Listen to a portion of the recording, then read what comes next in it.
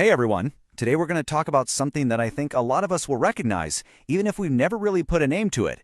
It's the psychology behind the child who is always, and I mean always, fine. So let me ask you something right off the bat. Do you ever feel like you just can't talk about your problems? Like you're worried you'll just be a burden on everyone else? If that hits home even a little bit, then you are absolutely in the right place. You know, we've all met this kid. Or maybe that kid was us. The one everyone praised for being so mature, so low maintenance. The easy child, right? Oh, they never cause any trouble.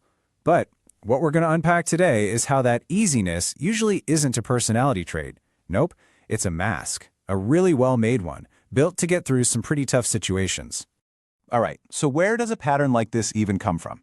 Well, it almost always starts way back in childhood, in a home where expressing your real feelings, especially the messy ones, felt, well, risky, or maybe just completely pointless. And you have to remember, from a kid's point of view, this makes perfect sense. I mean, if you're a child and you see your parents are always fighting or just totally stressed out and overwhelmed, you figure things out really fast. You realize, hey, my problems are just going to make everything worse. So what do? You learn to keep the peace. You become invisible. You just become fine. This quote just hits the nail on the head, doesn't it? The child sees the whole family dynamic as a room filled with emotional gasoline. And their needs, their fears, their feelings, each one is a tiny spark. And they know, instinctively, that one spark could cause the whole thing to blow up. So the smartest, safest move is to put that spark out, immediately, before anyone even knows it was there. Okay, and this part is so important. We have to see these behaviors for what they really are. They are not character flaws. They're a survivor's toolkit, a really clever one, actually. These aren't signs of a broken kid. They're signs of an incredibly resourceful kid who learned how to adapt. So what's the number one tool in this kit? It's something called emotional self-suppression. Basically, you get really, really good at hiding how you actually feel, pushing it all down, packing it away.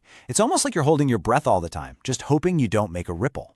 On the outside, you look totally calm, totally capable, but on the inside, you might be crumbling.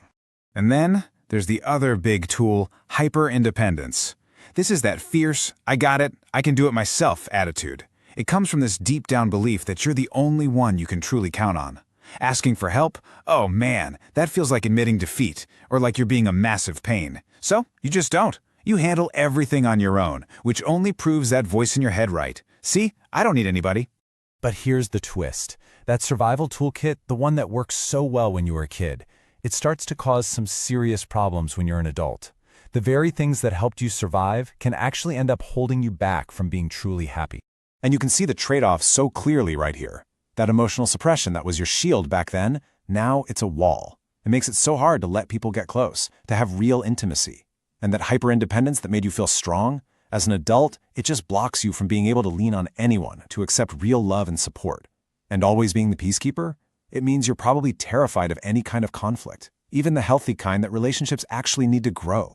And this stuff, it leaks into everything. You might find yourself dealing with constant low-level anxiety. Or maybe you're the ultimate people pleaser and you're just completely burned out. You might even feel kind of numb, totally disconnected from your own feelings. And setting boundaries, forget about it. That can feel selfish or even dangerous. I mean, does any of this ring a bell? Okay, I know that was all a bit heavy. But here is the good news. This is not a life sentence. The story does not have to end there. There is absolutely a path forward, a way to start unlearning these old habits and finally feel like your true self. And please, hear this. The very first step is not blame. It's understanding. It's about looking at that younger version of you with a ton of compassion and saying, wow, you were brilliant. You figured out how to get through it. This pattern isn't a flaw. It is a testament to your strength. It's something to be honored, not judged. So where do you even begin? It's all about baby steps. Seriously, you just start by noticing. Paying attention to those moments when your automatic answer is, I'm fine, everything's fine. No judgment, just notice it. Then maybe try one tiny thing. State a preference. You know what? I'd actually rather get pizza tonight. That's it. Or voice one super low stakes need to someone you trust. The next time someone offers to help you with something small, just let them. It's all about building a new muscle, one tiny little rep at a time. I really want this next part to land, so I'm going to say it twice. Your needs are not a burden. They are a sign that you are human. Let me repeat that. Your needs are not a burden. They are proof that you are human. It's not a flaw to have them. It's what makes you real. It's what connects all of us. So let's wrap this up with one final thought for you to take with you. This isn't about flipping a switch and changing everything overnight. It's just about one small, courageous step. So my question for you is this. What is one need, just one, that you've been keeping to yourself that you could maybe, just maybe, give a voice to today?